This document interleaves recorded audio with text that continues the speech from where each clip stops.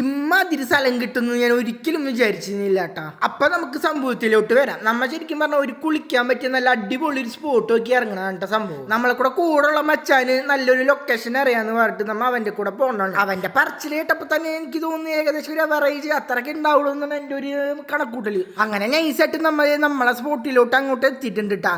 അങ്ങനെ വണ്ടി സൈഡായിട്ട് പാർക്ക് ചെയ്തിട്ട് ശരിക്കും പറഞ്ഞ് നമുക്ക് ഇത്തിരി മുന്നോട്ട് പോയിട്ടുണ്ട് നമ്മ പറഞ്ഞ സ്പോട്ടിൽ ഇറങ്ങാനായിട്ട്. ശരിക്കും പറഞ്ഞ നല്ല അടിപൊളി സ്പോട്ട് ഇട്ടാ. പിന്നെ ഇറങ്ങുമ്പോൾ ഇത്തിരി നോക്കണം, അല്ലെങ്കിൽ അടിക്ക് എടുക്കും. പിന്നെ അധികം ഓവർ വെള്ളമൊന്നും ഇല്ല, നമുക്ക് ധൈര്യമായിട്ട് ഇറങ്ങാം. നീന്താൻ അറിയണമെന്നൊന്നുമില്ല.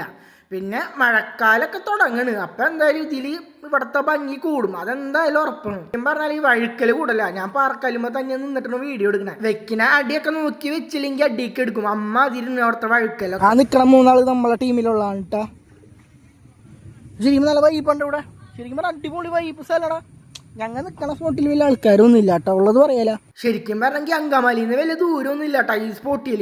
ഇപ്പൊ എയർപോർട്ട് ആ ഭാഗത്തേക്കൊക്കെ ആൾക്കാർ ഇങ്ങനെ കറങ്ങാനൊക്കെ വരുന്ന ആൾക്കാർക്ക് ഉണ്ടെങ്കിൽ ഈ സ്പോട്ട് അടിപൊളിയാണ്. ഇതിന്റെ ലൊക്കേഷൻ ഒക്കെ വേണമെങ്കിൽ ഒന്ന് കമന്റ് ബോക്സിൽ കമന്റ് ഇട്ടാൽ മതി. പിന്നെ അവിടെ നിന്ന് കുറച്ച് പോകുമ്പോൾ കേട്ടോ നമ്മളെ മറ്റേ മലയാറ്റൂര് അറിയാലോ എല്ലാവർക്കും. എനിക്ക് പിന്നെ ആദ്യമായിട്ട് കാണാൻ കാരണം ഞാൻ നിങ്ങൾക്ക് ജസ്റ്റ് ഒന്ന് വീഡിയോ എടുത്ത് കാട്ടി തന്നുള്ളൂ, വേറെ ഒന്നുമില്ല.